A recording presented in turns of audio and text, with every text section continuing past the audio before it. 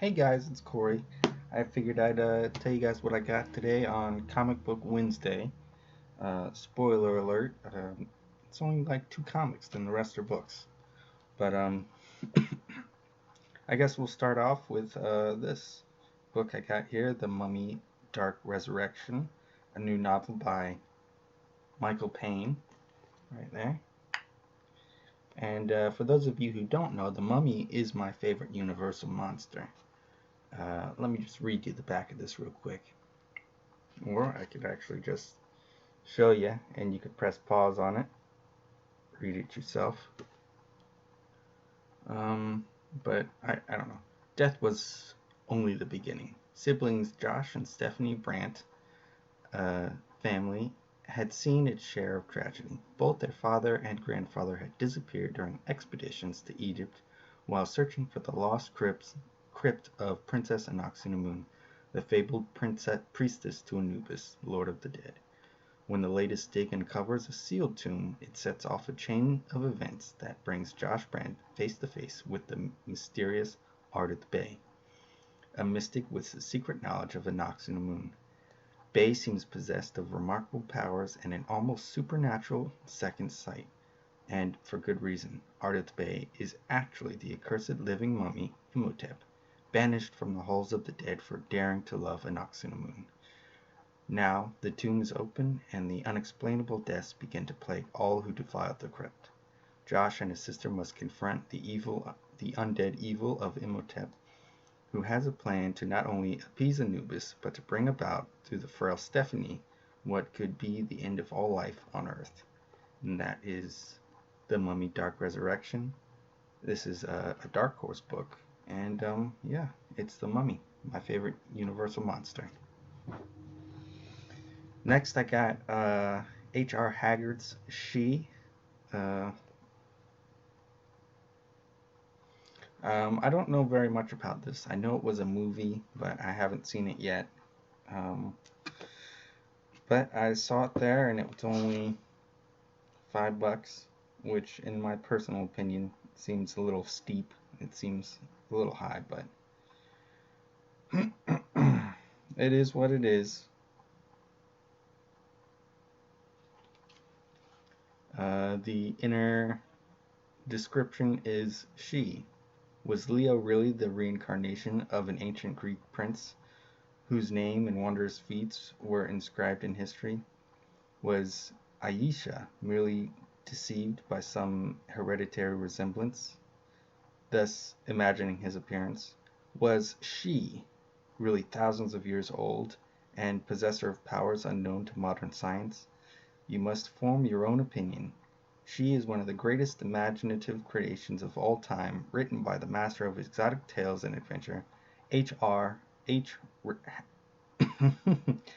Rider Haggard. About she, he said, the only clear notion that I had was that of an immortal woman inspired by immortal love, and it came. It came faster than my poor aching hand could set it down.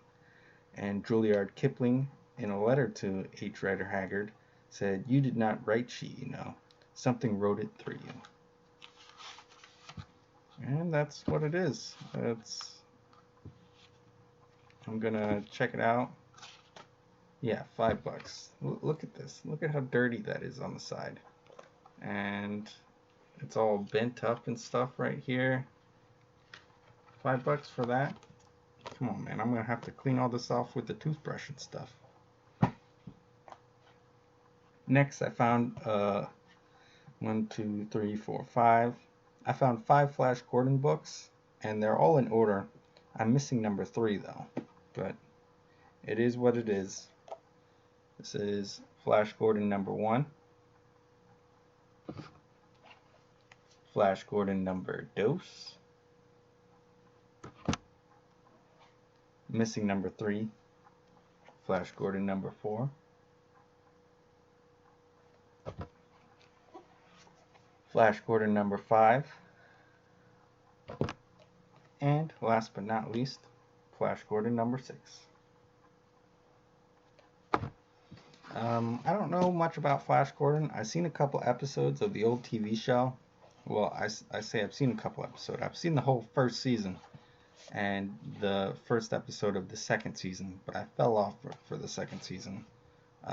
There's just it didn't have the magic that the first season had. But I liked it. I liked it enough to watch it, and I liked it enough to buy the series. I tell you, the movie was all right. The movie was kind of cheesy. It's a good thing to watch when there's nothing else on, really. But I did enjoy it. It was a fun time, and it was good enough to get these books when I saw them.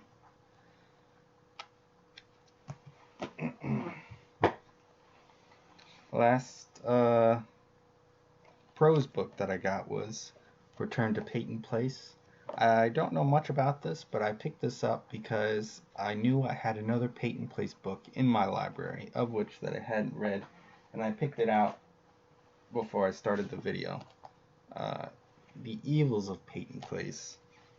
And when I picked this up, I thought it was the sequel to The Evils of Peyton Place. But now that I'm looking at them and seeing what we got here, I realize that Peyton Place is in itself its own series, and there's again Peyton Place, Carnival in Peyton Place, Pleasures of Peyton Place, Secrets of Peyton Place. The first one, Peyton Place, I guess, and just it's a whole series, I guess. Made famous by Grace Metalius, but The Evils of Peyton Place is by Roger Fuller. And this one is written by Grace Metalius. It says, Return to Peyton Place, the sensational new novel that picks up where Peyton Place left off.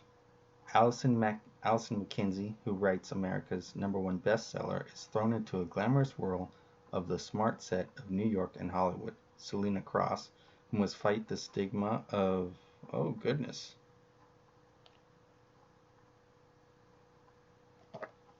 I'll hold that up because YouTube is making a stink about saying words, so if you want to just read what this is about.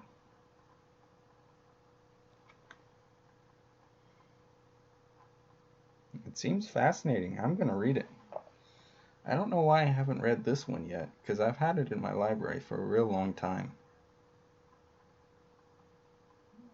Anyways, well, that's Peyton Place. Next thing that I picked up was Batman Adventures, Robin Boy Wonder. I've decided to really just collect the Batman Adventures comic book series. I've got a couple of the new Batman Adventures series behind me. I've got Batman Adventures meets the Ninja Turtles somewhere in my long box. And I've even got Batman Adventures trade paperback somewhere over there as well. Somewhere. I've got the first 3 of those, but I think there's 7. Anyways, this is just Batman Adventures featuring Robin. And I guess that's what all these ones are. Yeah, these are all Robin-centric stories. I don't know which Robin it is. It's probably Dick Grayson.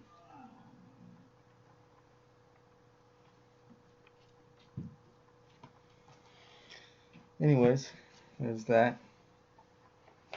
Now I'll start talking about the comics that I picked up. I only picked up 2 comics. I got this Marvel Universe Mystic Arcana to add to my custom bound Doctor Strange stuff, and just to have as a little extra feature and to put in the back of the books, because I like for it to be a certain number of issues, but it can't always be that number of issues if it doesn't fit the narrative of the arc that they're in. So I try to have it between 13 and 20 issues. but I don't want it to be 20 issues if you're right in the middle of a story arc. So I just make it to where that story stops, and then I add a couple extra in the back to make it, I guess, fun. But there's that Mystic Arcana, the Marvel Universe, and this isn't even part of the era that the Doctor Stranges that I'm reading. These are all 2005, and that Doctor Strange started in 2017. Oh, this is 2007. So this is 10 years before the Doctor Strange series that I'm reading. And then I picked up Swamp Thing Future State. I looked at all the other different Future State stuff, but man, I wasn't interested in what I was seeing. Swamp Thing was the only one that really caught my eye, art-wise and money-wise. A lot of the Future State stuff, is between $6 and $8, like almost $9, like ridiculous. I mean, $8 for maybe 20 pages of story, and the rest is commercials, like ads and stuff. Come on. And they wonder why they can't compete with manga. Manga has $8, and that's the full volume of whatever you're reading. Ridiculous. And then another thing, like if you want to compare manga volumes to our Western type volumes, we've got these epic collections, which are really cool, and yeah, they have color.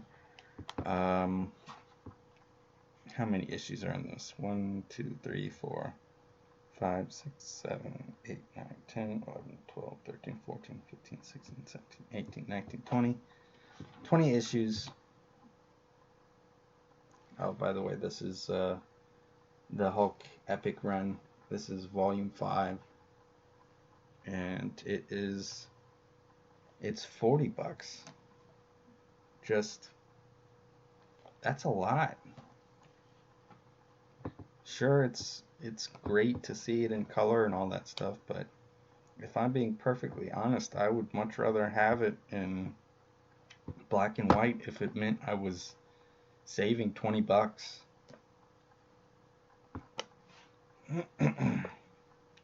But anyways, the last thing I got is this Hulk Epic Collection Volume 5.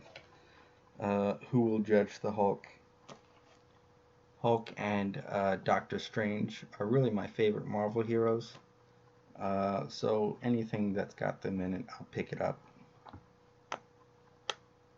And I guess I'll read this and let you guys know how it is. If you guys have any questions or comments about those books that I got, or about whatever Future State comics that you got, or even your opinions on the cost of some of these comics and stuff, just leave it down below, and I'll get back to you when I get back to you. Have a good day, y'all. Bye-bye.